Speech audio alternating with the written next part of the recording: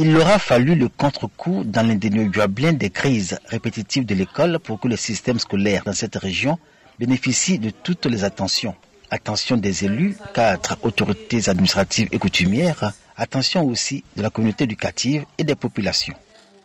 Nous les cadres, ayant bénéficié de cet ascenseur social, on se doit d'être un modèle et faire un pas de plus pour que nous édifions un mécanisme nouveau permettant de mettre en place des mécanismes innovants pour régler et réguler l'école. Chacun y est allé de ses arguments et de sa vision de l'école pour enrichir la réflexion au cours des travaux en atelier.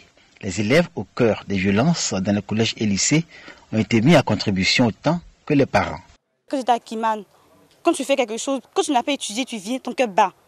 Il te dit que si tu n'as pas une bonne moyenne, le professeur, souvent il appelle les parents ils ne disent rien, mais lui-même il prend ses responsabilités d'abord. On te met à genoux devant tout le monde, à la récréation, tout le monde pense, te regarde, il peut te chicoter là même, donc tu as peur, tu viens, tu as quand même bossé, même quand tu es nul même, tu fais l'effort d'étudier quelque chose avant de venir. Il faudrait que nous sachions pourquoi nous allons à l'école, il ne faudrait pas que nous le fassions pour nos parents. On le fait pour nous, pour pouvoir s'en sortir dans la vie.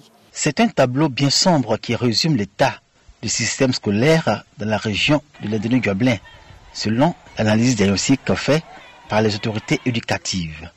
Tableau dans lequel les élèves, les enseignants et autres personnels des collèges et lycées sont tous comptables des crises survenues ces dernières années.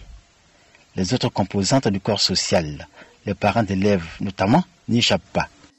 Il n'y a pas toujours ce réflexe de venir voir ce que l'enfant fait, d'aller même au collège, d'aller dans l'établissement pour savoir si l'enfant est véritablement présent à l'école. L'autorité fait sa part. Mais je dis, il est temps que les populations prennent conscience qu'ils sont partenaires de l'éducation de leurs enfants. Nous sommes co-éducateurs, nous les parents d'élèves, nous les populations.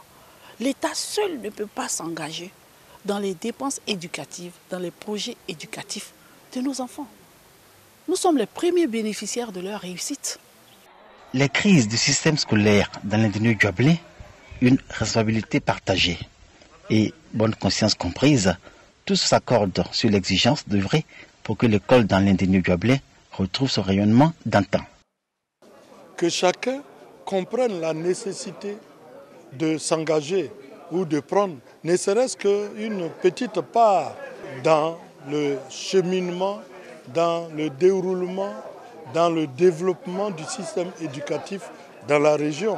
Si chacun de nous peut apporter ne serait-ce qu'une tonne de ciment pour aider à construire une classe, ça va décongestionner les classes et réduire les effectifs tels qu'on l'a vu. Il est prévu une large diffusion des résolutions du séminaire d'Abengourou, une initiative qui pourrait faire école dans les autres régions du pays.